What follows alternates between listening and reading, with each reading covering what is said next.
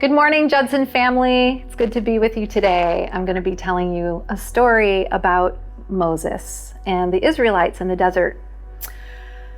God's people, the Israelites, had been slaves in Egypt for 430 years. That's a really long time. Now they were finally free to leave and go make a home in their very own land. God had chosen Moses as their leader, so they packed everything they owned and followed him out of Egypt. Over 1 million Israelites set off. Moses always knew which direction to go because God put a big, tall pillar of cloud in front of them to point the way. At night, they followed a big, tall pillar of fire. They never got lost because God always showed the correct way to go.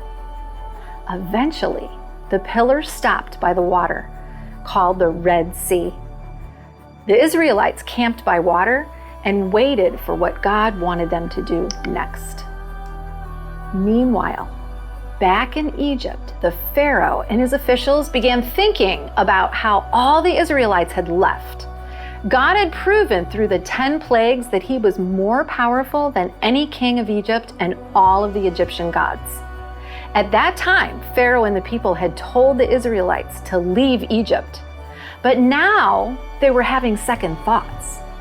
If all the slaves left Egypt, they thought, then who would do all the work? So Pharaoh decided to chase after the Israelites and make them come back. He sent all of his horses and chariots and all of his horsemen and his troops. He must have thought no one would be able to stop my army. When God's people saw the Egyptian army approaching in the distance, they became very afraid. There was nowhere to go to get away. The army was behind them and the Red Sea was in front of them. They were trapped. The people started to complain to their leader Moses. They said, "Why did you lead us out of Egypt into the desert to die? We would have been better off if we had just stayed in Egypt." But Moses said, "Do not be afraid.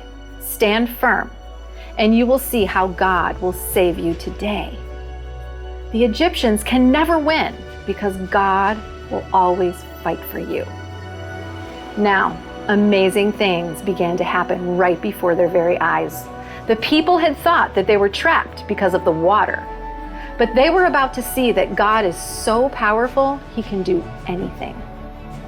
An angel of God had been traveling in front of the Israelites, and he moved back behind them along with the pillar of cloud. The cloud blocked the view of the Egyptians, and they could only see night and darkness. But the cloud provided light for God's people on the other side, so they could see everything. They could see the Red Sea in front of them, and they wished they could get across the sea to safety. At God's command, Moses stretched out his big staff, or a stick, over the water, and it began to change. A strong wind blew up, and it blew the water up into 2 walls on each side, and dry land was down in the middle. God had provided a way to cross the sea to the other side. When the Egyptians saw the dry land, they followed the Israelites. Do you think that they caught up with them? What do you think? No, they did not. Strange things began happening to them. The wheels of their chariots began falling off, and it became very difficult to drive.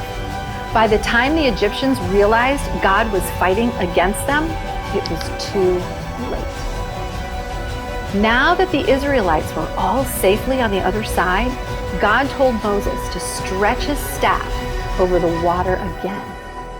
And soon, all of the Egyptian army was drowned in the water. God's power saved his people. Before I go, I want to remind you that the same God that rescued these slaves from Pharaoh is the same God who rescued you from the chains of sin.